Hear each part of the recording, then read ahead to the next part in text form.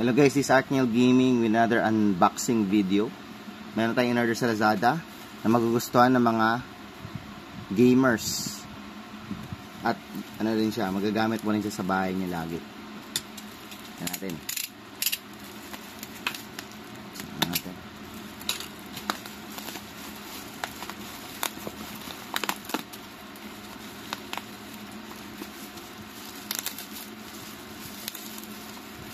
Bagay ito sa mga sa mga kwarto ng mga bata kung meron kayong mga anak dahil napakakwela na itong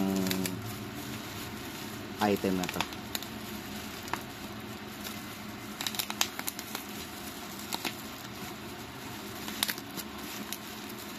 Ayan guys, may idea na kayo? Ayan, mini question black light.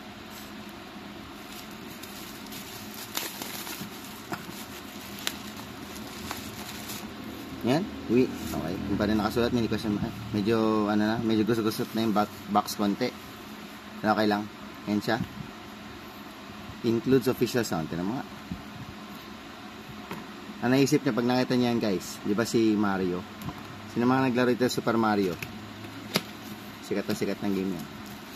Kasi guys, sa isang lamp.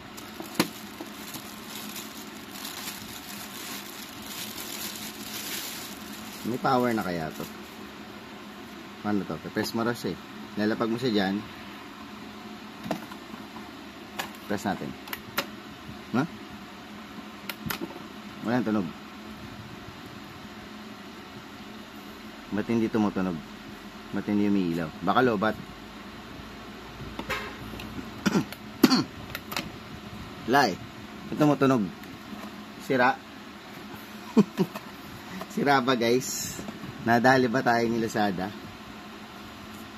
Wala, dapat iilaw to eh. Ano? Try natin i-charge. Pag hindi gumagana to guys, pakita sa video.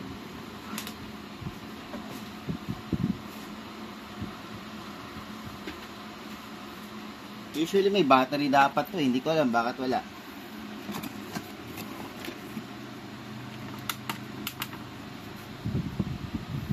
Natin guys meron siyang kasamang USB adapter. Ano pa to? Micro USB pa pala to.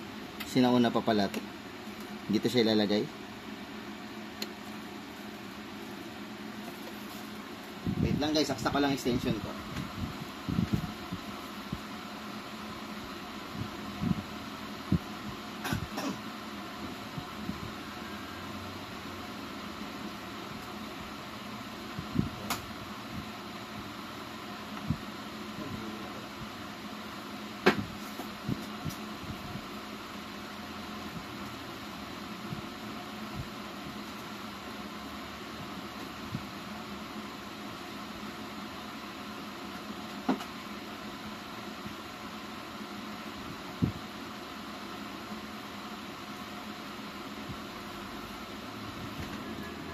Sorry, natagalan na ako isaksak eh. Ito na guys. Ito na yung extension natin. On natin. I-charge ba?